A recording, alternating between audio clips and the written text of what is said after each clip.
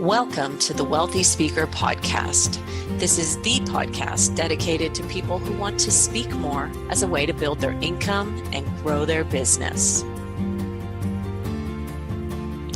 Hey, welcome everyone to the Wealthy Speaker Podcast. I'm your host, Jane Atkinson.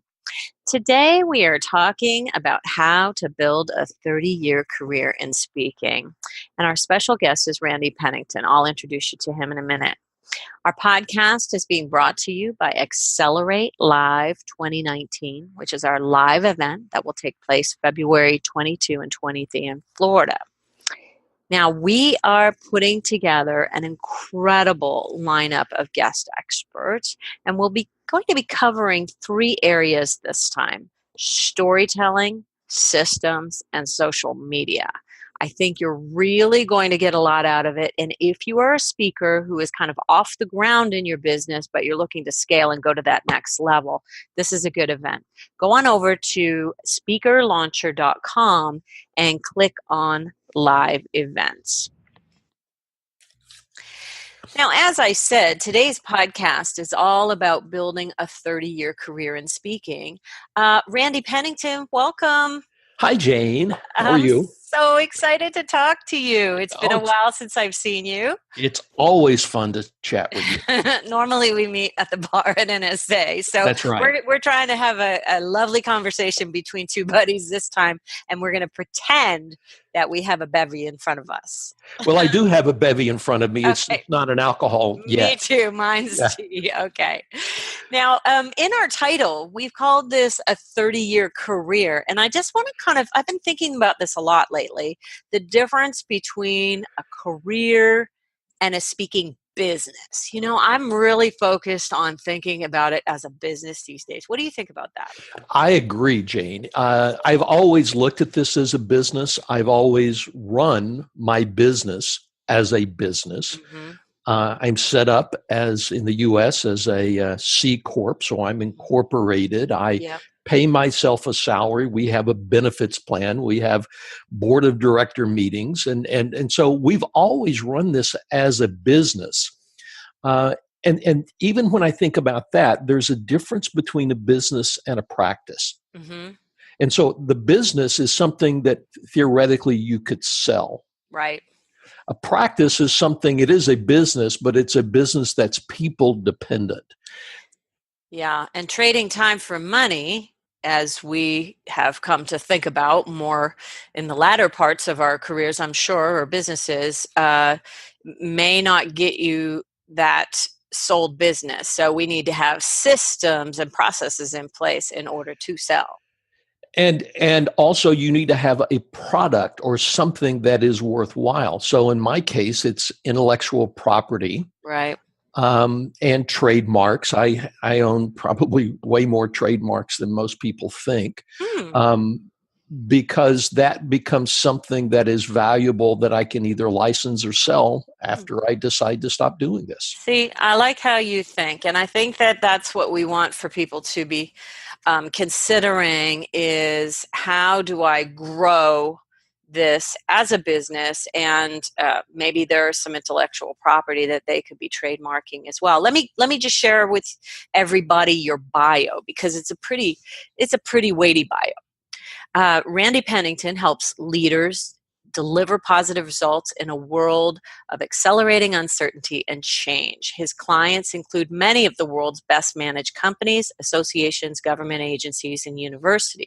Additionally, Randy serves as an adjunct instructor in the Cox Business Leadership Center at Southern Methodist University.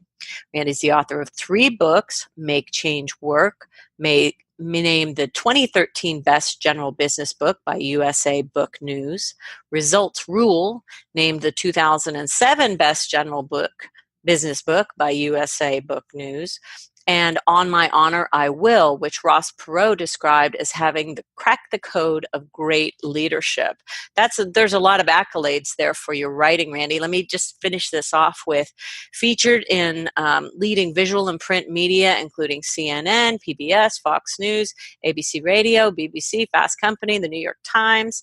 The list just goes on. And he's a regular contributor to the Huffington Post, CIO.com, and has been inducted into the CPAE Speaker Hall of Fame by the National Speakers Association. He has his CSP and has been given the CAVIT, which is the NSA's highest award. So, boy, that is a long and lengthy bio, but there's a lot of meat in there. There was nothing I felt like I could trim. It was all important. And that's what a 30-year career looks like, a 30-year business looks like. Well, I appreciate that, and it is the result of staying at it for 30 years, and that's the key. You have to stay at it to whether you're having a business that lasts that long, or a career, or a marriage, or anything else. You have to stay at it and do the work. That's right. Nothing really, and there really isn't. I remember somebody asking me, well, if I can't be making money next month, then, this isn't going to work out. And I thought, okay, I'm just going to take you out of my database altogether, because I don't even want to try to touch that. I mean, you're right. It's not going to work out. What do you think it takes to really hit some traction in the first few years? I've always said 3 years to kind of launch. What do you think it could be right now? Yeah, and I think today it could be 3 years would be aggressive, by the way. I think it could be as much as 5 years, only because there's so much competition in the marketplace. Right. So I do think that this is one of the things that I've seen change over the years to get traction. Right. Find one thing, and I love that you talk about this, about pick your lane. Yeah, pick your piece of a lane, even. Right. I don't think that you can even say a lane is this. I mean, I think the more narrow you can define your lane, the bigger and better chance you have for quicker traction today. So you've gone from being a leadership person, so your lane might have been at one point leadership, and you've gone down narrower to lead change and build cultures. And so how has that helped you become more known? Well, certainly it allows me to hang my hat on something that is more unique. If you search leadership speakers today, you'll find there's millions. Everybody talks on leadership, right? Including a whole lot of people who have never led anything in their lives. That doesn't stop you from talking on leadership today. And so we've gone further because, in essence, all leadership, I believe, is about change. You want to move somebody from where they are to where you need them to be, or where the organization needs to be. Right. That's in essence change. If we want it to be better, we have to be different, and if we want it to be different, there has to be change involved. Okay. So that's even drilled down more narrow there. And the idea of culture. It's funny. I got into this. I started off in the consulting world, and I was doing a lot of work around culture and change in the consulting world. And then I actually broadened it when I went out on my own and started speaking. And then the more I was into it, the more I began to realize all the good stuff that we talk about in speeches and training programs and what have you, it doesn't matter if the culture doesn't sustain it. It doesn't matter if the culture doesn't sustain it. What do you mean by that? Yeah. So, for example, let's say that you're a leadership person who speaks on employee engagement. All right. How many presentations, speeches, training programs have we heard on employee engagement? Right. Yeah. And so if the culture of the organization doesn't sustain that, then we go to the speech, we go to the training program, we attend the facilitated seminar, whatever that might be, and then we go back and we have to implement it in the same old toxic environment that we left. Ah, right, right. And so if the culture doesn't sustain the knowledge, Hmm. then um, it's it's interesting. Some people will take it and implement pieces of it, but if you're really thinking about how organizations get better, um, it's not one or two people deciding to be different. It's Hmm. everybody deciding to be different. Right, and that takes a significant amount. So when we were talking before we started recording here, you have clients that you go and see on a regular basis because this is not a quick fix either. Right. My longest existing client today, and it's not the one that we discussed, I'll tell you about that one in a moment, but my longest one today is 17 years. I My coach Dan Sullivan, he says, "Thank goodness that we're all such slow learners," because it keeps him in business. Well, and but see, here's the thing: we're not doing the same things Mhm. as the closer. So imagine this: I started with this organization by asking this question on a scale of 1 to 10, with 10 being exactly where you want to be. Mhm. Where would you put yourself today? Right. And they said probably a 7 or an 8. Wow. All right, so they were good then. Right. And when I asked them that today, they would say, "Yeah, we've probably gone to an 8.5." Wow. And that's because it's not that they haven't made significant improvement. They've made amazing improvement, Right. but their expectation around what's possible has changed. Has changed. Now, have you survived a number of changes in leadership there? A couple, yes. Wow. And how did you manage to do that? Well, in that one, the person who was promoted to lead the organization had come up through the organization, so they knew me from almost their first day on the job. They weren't new in from outside. They weren't That new was in good. from outside. Yeah. Now, I just lost a client who brought in someone new from the outside. Mm-hmm. And that person, I was only with them for about 18 months. And that person wanted to bring their own person in. And I Right. get that. And, Right. and so we transitioned out and what have you. Sure. Uh, and so, the continuity in leadership is important, but, surprisingly, um, I've been able to keep that because people say, well, we've got this, it's working. Who do you use? Well, we use this guy named Pennington. He comes and helps us. Sometimes they stay, sometimes they go find something else. And interesting, for a number of years, Jane, part of our business model was we wanted to find and work with high performers who had the ability to get promoted. Mm-hmm. So for years, I had this one guy that about every 18 months, he got a new job, Wow. which was good for me. And I always knew when it was coming because he would call up and say, "I'm applying for this job as COO of this or as president of that. I'm having the headhunter call you," um, which I always took to mean, go ahead and start clearing your calendar for about 3 months from now. I love it. I love it when people, I mean, okay, so we're talking about how to build a 30-year business or 30-year career. And what you're telling us is that you have incredible loyalty from your people, so much so that they take you with you wherever they go. And that's really, I think that really says a lot, don't you?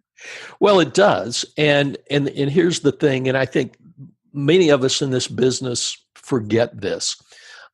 They like you, they'll hire you once because you're interesting. Mm-hmm. They hire you repeatedly when you help them deliver results that are important to them. Right. Yep.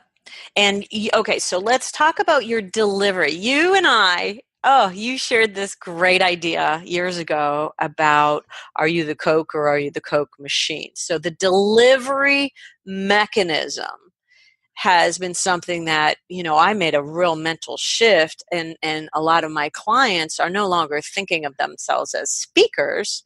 They're thinking of themselves as experts who, are responsible for this, solving this problem. And speaking is one of the delivery mechanisms. So that's the Coke machine, not the Coke. Okay, so let's talk about your delivery mechanisms. What all is your business model about? Well, we broadly define it as two pieces. Okay. The event driven side Mhm. of the business. Okay.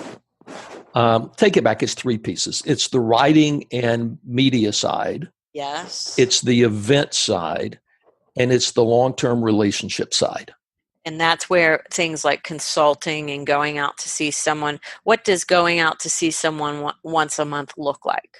Is Uh, that a group of you in a boardroom, or how does that work? it varies from right now, I'm about a year and a half into this. I'll probably be with them probably 2 years on a pretty much monthly basis. We sort of slow down around the holidays some. And I've done everything from work with senior leadership on how they define where their culture needs to be. Right. We've done 360 feedback that we're now running through the entire organization. Mm-hmm. I've done training down to the team leader level. Wow.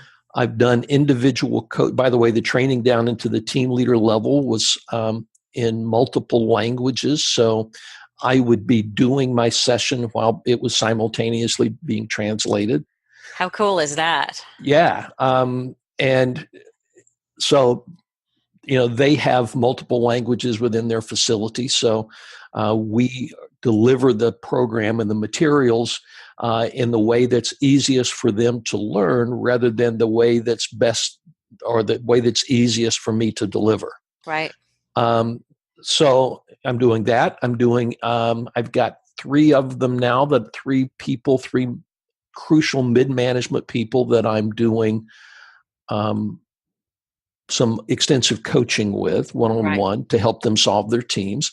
Right. And then the next 2 days while I'm out there, we're working on a delivery model that has me transferring a lot of the content pieces that I would normally do in education sessions to them and training their people to deliver that and coach around it so that my time will be used more going forward at the strategic level. Right.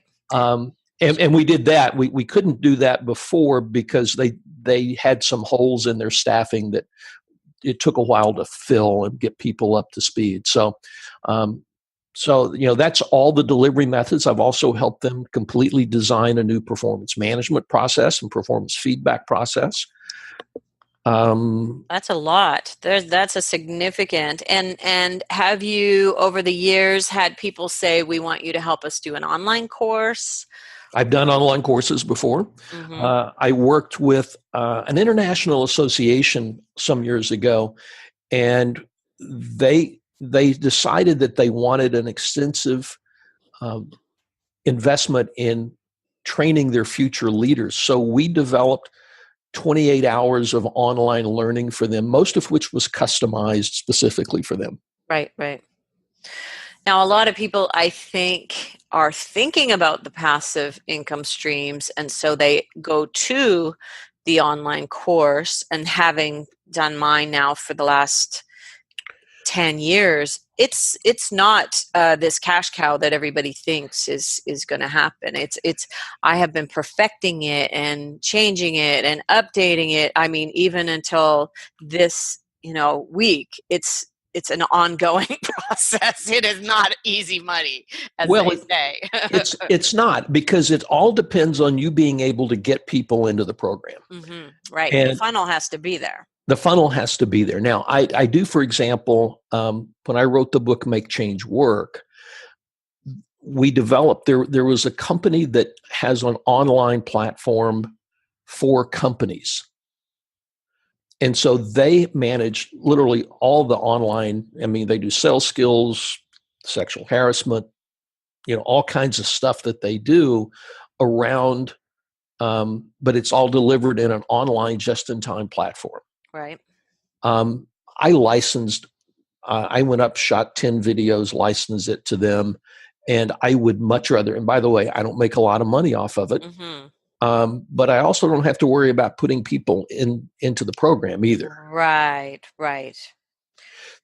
So right now, and I'm also, I've got a client that we're talking to right now about using an online, me developing content for their online platform that they currently have within Right. their company to supplement what I'm doing for them live. Mm-hmm. Yeah, because really, when you come in live, that's one version of learning, but how do you go deeper and keep it going and keep it going? And how do you reinforce it? And how do you give them a just in time? Okay, I forgot about this.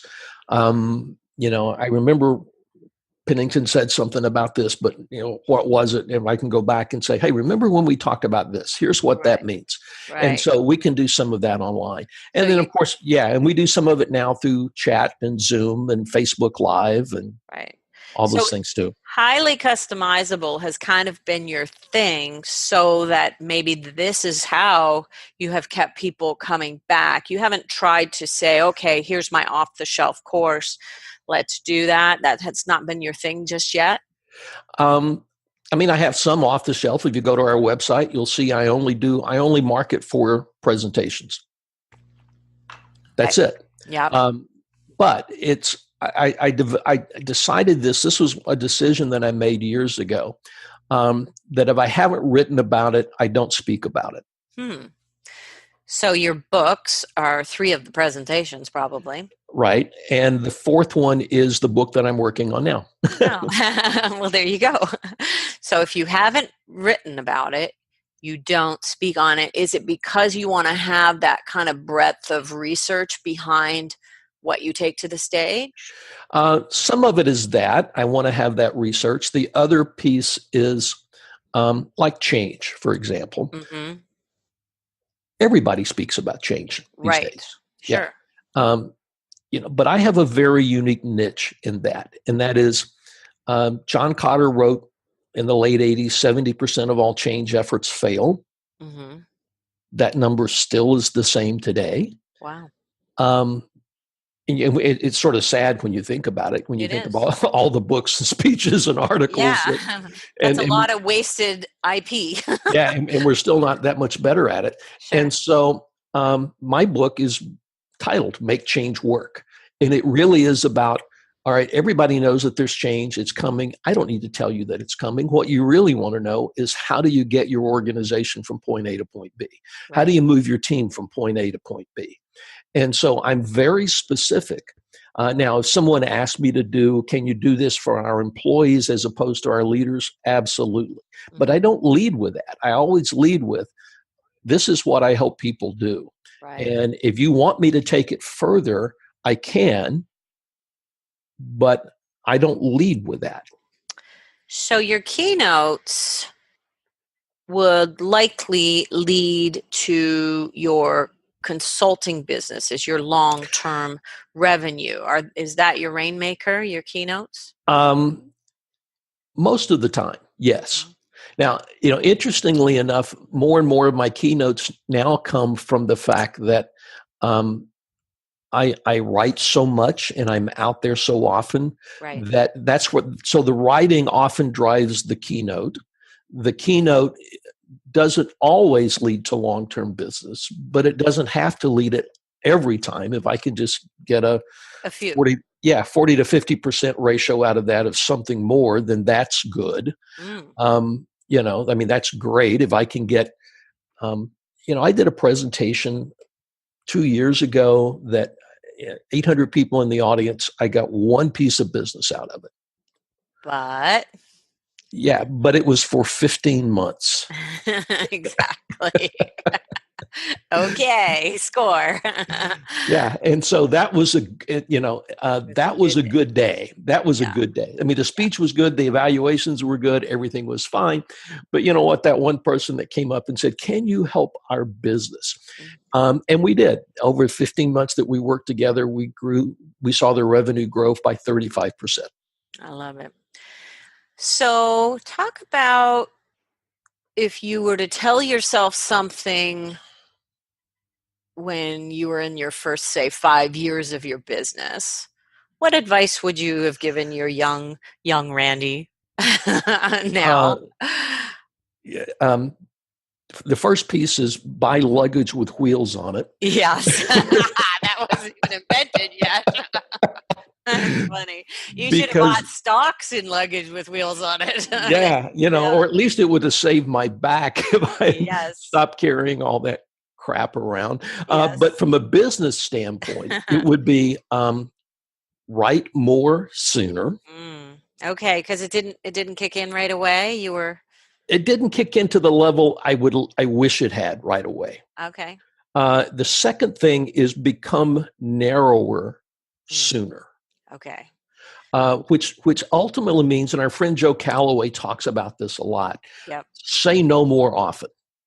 Say no more often so that you can say yes when it's in your narrow, tight niche. Right. And the Give it to things that, somebody else. right, give it to somebody else, or if you can't give it to somebody else, say, hey, no, I'm sorry, I don't know anyone else. But, you Hmm. know, I think it's too easy for us to go, yeah, this isn't 100% out of my lane. It's only 5% out of my lane. Right. I can take that. And then Let's, somebody else goes from there and it's another 5% or yeah, 3%. And over a long period of time, you go, I'm not heading anywhere where I should be going, right. where I thought I would be going. And so I found myself getting pulled earlier on and going, well, this is where the marketplace wants to take me. And Yeah, that's a hard part, is to think about, is this where the marketplace wants to take you? right. Or are you just being lazy and going following the current, even though the marketplace might be right where you wanted it to be? So, making that distinction earlier, I think, would have helped. Okay, say no more often early on. I think that there's this kind of double-edged sword of, well, I need to pay my bills, right? So Right. we've got the mortgage waiting, and we've got the kids in college and things like that. So it becomes a little bit of a juggling act of, well, what do I say no to? But I think just know that that's ultimately the place that you want to get to, and just because you can do it doesn't mean you should do it. Absolutely. And I will tell you that I struggle with that, but this is one of the smart decisions I Hmm. made. Um, I think too many people get into this business without understanding how the business works and understanding that, budget is nothing, cash flow is everything. Yes. So I got into it, Jane, with the notion that, if the year starts in January, I want to have enough cash and business on the books and cash in the bank to last me through August. Okay. See, every business has a financial cliff. At which point, I don't care if it's Amazon or Alibaba in China. If they stop selling, sooner or later they run out of money. Right. So, I wanted my financial cliff early on to be through August because I knew that the summer was typically slower. Right. So I spent the entire first half of the year selling the next half of the year, Right. because I walked in with enough cash and business to do that. Then I stretched it out to say, I want enough cash and business to go, cash on hand and business on the books to go for a year. Hmm. Uh, because that way it kept me from worrying too much. So when recessions hit, one of the other things, when you're in it this long, you go through recessions. And Right. I got caught in the 2001, 2002 telecom and tech meltdown. Right. Um, and I mean, I was close. I mean, I was probably 2 months away from having to start tapping into my retirement. Wow. Um, and so I decided it then. It took me about a year to build it back up. Hmm. But then, when it started coming in again, I just started piling cash in. and piling cash and sitting on assets. So that when '08 and '09 hit, I was sitting with a year and a half worth of business and cash on hand when the recession hit. Would you say that by doing it that way, you are able to make less decisions based in fear? That's the goal. Mm-hmm. Because don't you think that decisions, this is my saying that I got from Peter Legg, and I figure he's a multimillionaire. He probably knows what he's talking about.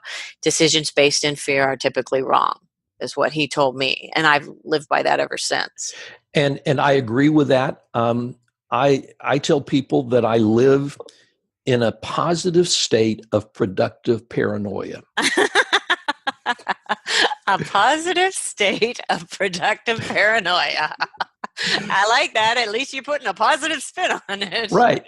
And I go back to Herb Kelleher, founder of Southwest Airlines. Yeah. I said once, I've accurately predicted 11 of the last 3 recessions. But it's always thinking out there of I want to be. I want to be strategically positioned. I want to be, actually, because I was positioned the way I was in '08 and '09, our business went up in the recession. Yes. It's interesting. I knew that was possible because I don't remember feeling it at all either. And I typically am basing my business on what's going on with speakers. Right. So if lots of people must have been doing the thing that you were talking about in order to have kept my business going. So I didn't feel it at all either. Yeah, and I do think it comes back to your original piece of thinking of this as a business. Yes. And businesses know that a good quarter is not a trend. Right. And what would you say from a business perspective, the numbers that every speaker wants to be looking at in their QuickBooks reporting system? What numbers do we want to keep our eyes on? I've got about 6 that I watch regularly. Okay. And I go back to it. It's my top line number, my bottom line number, and my middle number is the operations number.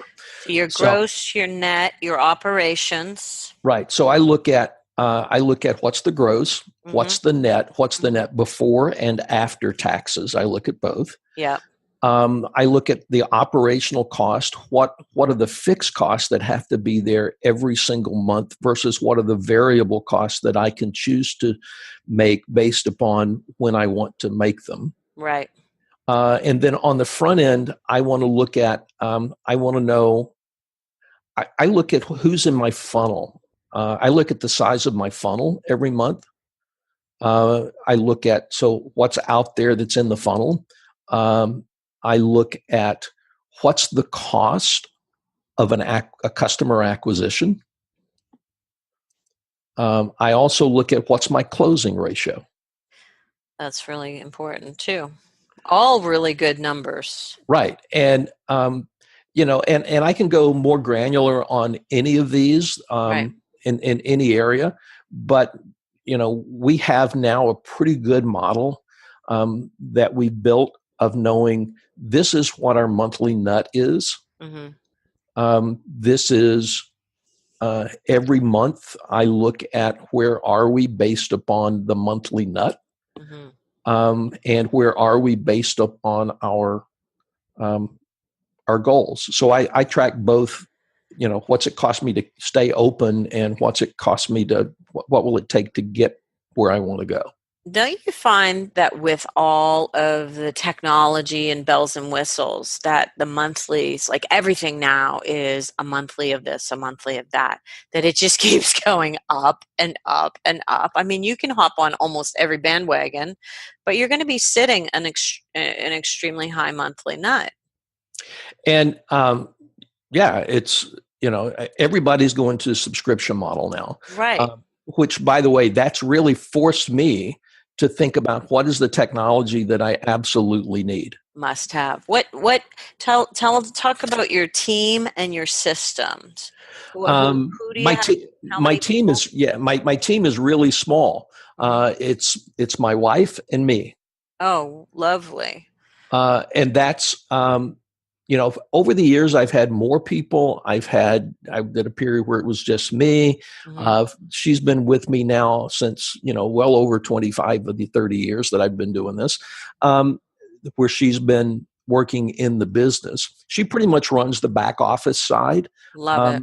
Yeah. Now we have within that contract relationships. For Right. example, my web guy Carl and his assistant Claude are amazing.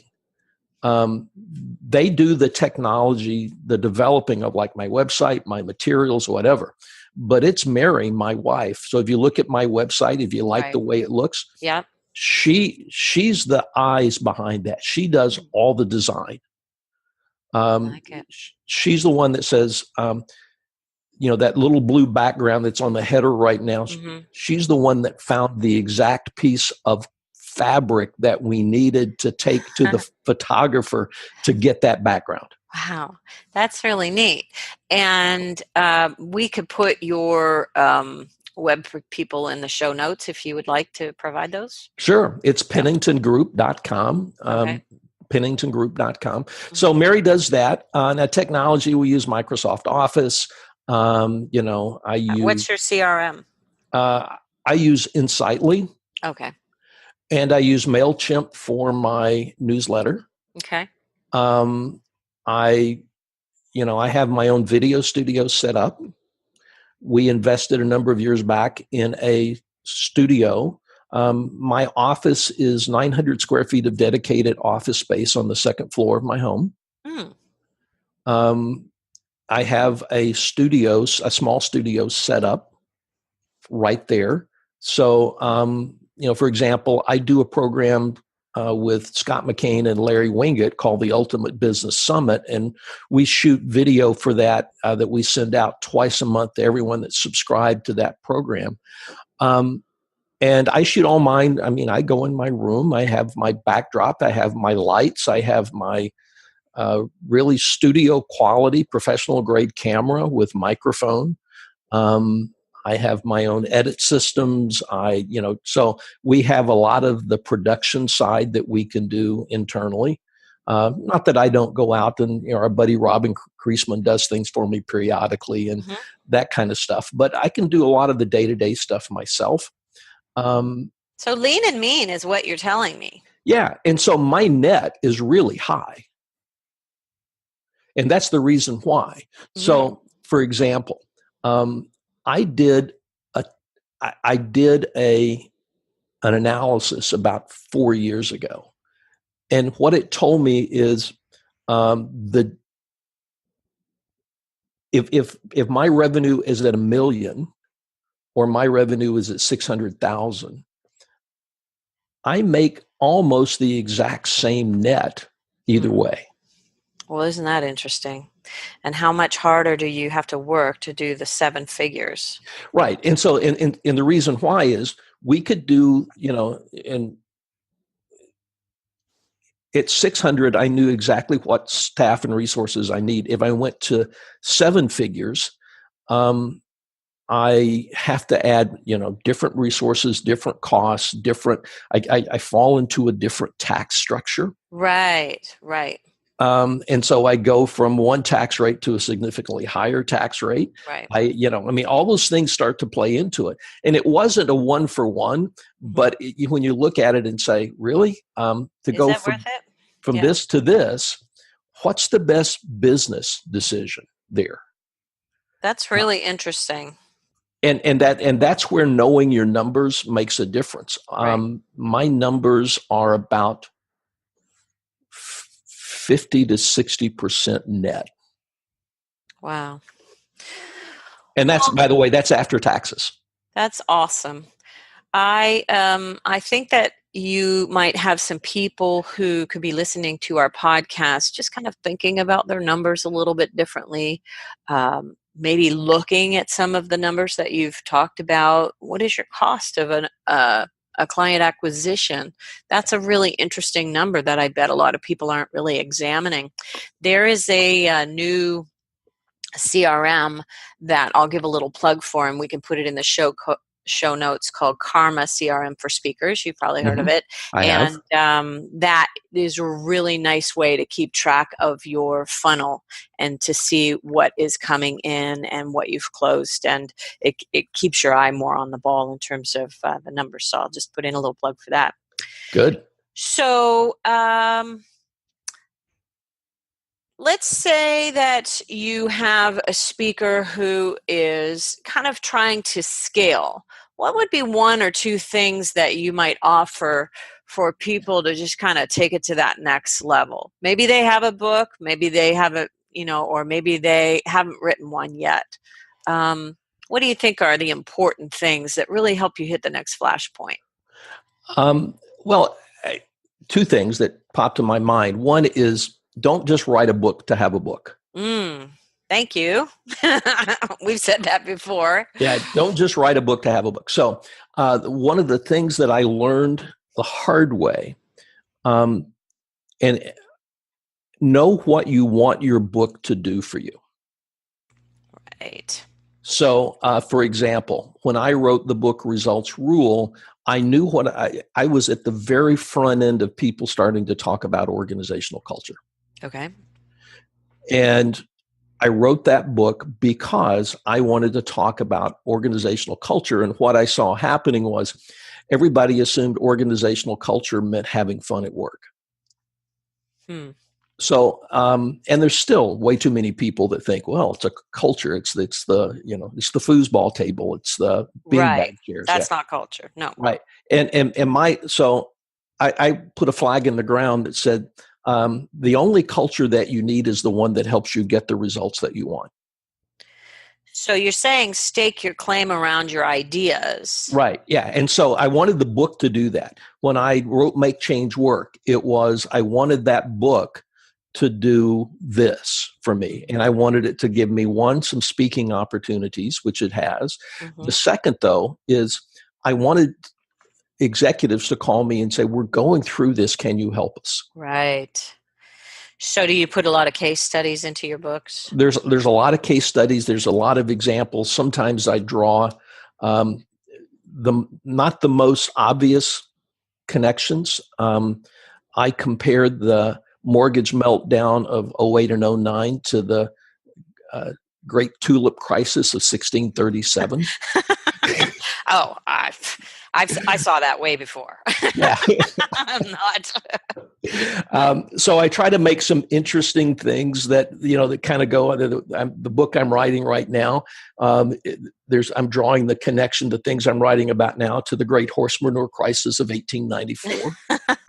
So that's really interesting that you try to be very unique in your examples.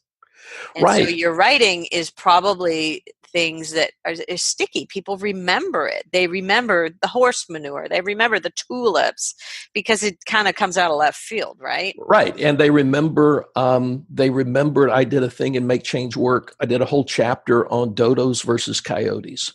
I remember that. Yeah. And you might not remember anything else, but you'll remember, don't be a dodo bird, be a coyote. Right. Okay. Yeah. All right. And so that's a piece of it. So you want to make it sticky. But here's the way I think about it. And this goes back to the Coke machine, Coke metaphor, analogy, whatever it is, metaphor, I think. But if you draw a circle, and in the middle of that circle, you write that idea. And you want the idea to be something that's where you're going to stake your claim on. And then you go out from that. And so now, how many different ways can you deliver that idea? And so, but the core of the thing is not the speech. The speech is one of the things on the outside of it. It's on the outside circle. The inside circle is what's the core of the idea. And if you think about it, in a book, there are lots and lots of different ways. I mean, you could be selling one idea in 100 different ways. Right. I mean, the whole thing about, for example, Make Change Work is the whole premise of the book Everybody talks about change management. And my whole premise of the book is really comes down to two things. If you're going to succeed, you have to be able to change. And change doesn't fail because it's undermanaged. It fails because it's underled. So I love that you're always kind of saying that this is my way of thinking on this topic, and it's brave and it's bold and it's not what everybody else is saying. You're right out there with your own language. TM. Right. And some of it's registered and trademarked. And a lot of it, for example, I just wrote a piece for everybody in the IT industry is talking about digital transformation now. Mm-hmm.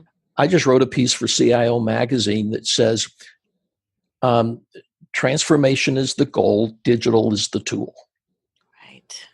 So put your own right. spin on what everybody's talking about. I think that's called newsjacking, is what I've heard about it from NSA. Yeah, I mean, I'm not sure what you call it, but I know that you have to be. People have to go, oh wow, I haven't thought of it that way before, and that's what I want them to do when they hear me, when they read my stuff, I haven't thought about it that way before.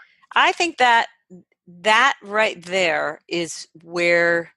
That is the Randy Pennington secret sauce, is to put your own spin on things. You're really, really good at that, and you have made a 30-year career of doing exactly that. Putting your own unique, I hadn't thought about it that way, spin on things. Well, I mean, I appreciate that. I hope so. It's something, as you know, Joe Calloway is a great friend of both of ours, and Joe and I talk about this a lot. And that is, and it's the thing that scares me today more than it ever has before, because there's so many good people out there. Mm-hmm. And how do you stay relevant today? How do you be how do you be the shiny object when you've been around for 30 years? And that's hard, because they're like, oh yeah, we had him. Yeah, but if you had me 5 years ago, you're not getting the same guy. You're not getting the same guy. Yeah. And yet, people go, oh yeah, we had him. Yeah. Or I've heard of him, or whatever that might be. In some cases, I've had people tell me, oh yeah, we had you years ago. No, you didn't, but you just have heard about me for so long that you think you did. Right. Well, that's why you're writing books, and you're constantly speaking on those new ideas in those books, so that you can stay ahead of that curve. And the people who, you can't combat the shiny penny syndrome to be all things to all people. But you know what? The people who are loyal to you, that's what I'm getting out of this message, is that loyalty is where it's at. Well, if you want to be a one and done event-based person, okay, you can do that, and there are some that have been hugely successful at that. Mm-hmm. Vince is a great example. Vince Vicente is a great example. He's mostly an event-driven person. Mm-hmm. Although he's doing some other things now, but he's mostly that. Jeannie Robertson, event-driven. I mean, so if you're on that roller coaster, by all means, ride it for everything that you can ride it for. Right. But sooner or later, there aren't many people, Jim Rohn and Zig may be the two that only come to mind right off the top of my head. There aren't many people who can be 30 years of a speech at a time. Right. It's a hard path. And so I think thinking about how you can diversify and get yourself going on lots of different revenue streams, and getting asked back again and again and again, and having a plan for people. You know what? I'm going to have you back for part 2 of this talk, because it'd be my pleasure. You know what we're going to talk about next time is, how do you get a contract that lasts for 17 years? Okay. All right. Yeah. And by the way, here's the short answer, is the preview: a day at a time. Yeah. Yeah. It goes back to one of the very first things that we talked about, and it's what you preach so well. And so I hope people not only listen to you, but I hope they call you, because you preach this fact that, if you're not getting from a keynote standpoint, if you're not getting some spinoff, you're not that good. Mm-hmm. Well, it's the same if you're working on a long term. If you're not that good, you don't get asked back for the next year. Again and again and again. And so really, this is a good place to leave our conversation. Is the bottom line is, whatever the work you're doing, be good. Yeah, and maybe be better than good. Okay. Good needs to be the low bar. Yes, that's true. What's our word? I don't know. Be exceptional. Be exceptional. Yeah, whatever. Right. Be extraordinary. All right.